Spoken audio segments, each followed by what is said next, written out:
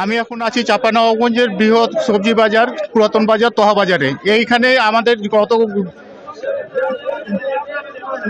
এ- এই বাজার এ- এ- এ বাজারে 2 দিন আগেও যে সবজির দাম ছিল 70 টাকা থেকে 80 টাকা পার কেজি, এখন সেটা বিক্রি হচ্ছে আজকে আকার ভেদে ফুলকপি বিক্রি হচ্ছে 25 থেকে 30 টাকা কিলো কেজি হিসাবে, পাতাকপিও সেই একই দামে বিক্রি হচ্ছে, বেগুন বিক্রি হচ্ছে 80 টাকা 70 টাকা কিলো।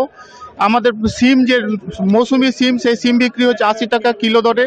এবং এই যে পটল পটল বিক্রি হচ্ছে 30 থেকে 40 টাকা কেজি দরে।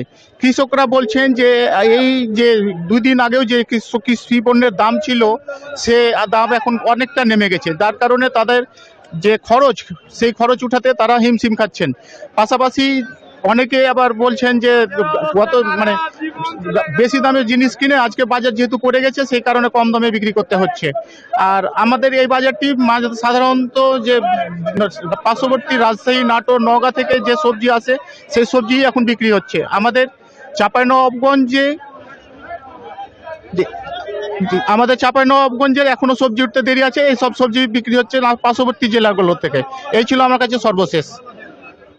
অঙ্কুর, আপনাকে শুভ সকাল। আমি এখন দাঁড়িয়ে আছি পঞ্চগড় জেলার তেঁতুলিয়া উপজেলায় একটি সবজি ক্ষেতে।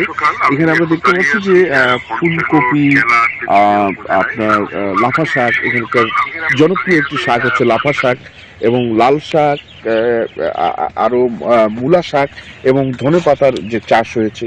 কৃষকরা এখন, আপনি যেটা বলছিলেন যে কৃষকরা এখন কিন্তু সত্যি আপনার শাকসবজি উৎপাদনে ব্যস্ত সময় পার করছেন, এবং তারা কিন্তু বলছেন যে বাজারে এখন পর্যন্ত যে সঠিক মূল্য সবজির কৃষকের কাছে যেটা পৌঁছানোর কথা, সেই কৃষকের যে ন্যায্য মূল্য সেটা কিন্তু তারা পাচ্ছেন না। তারা বলছেন যে বাজার সিন্ডিকেটের কারণে এই সমস্যাটা হচ্ছে। তারা যেটা ন্যায্য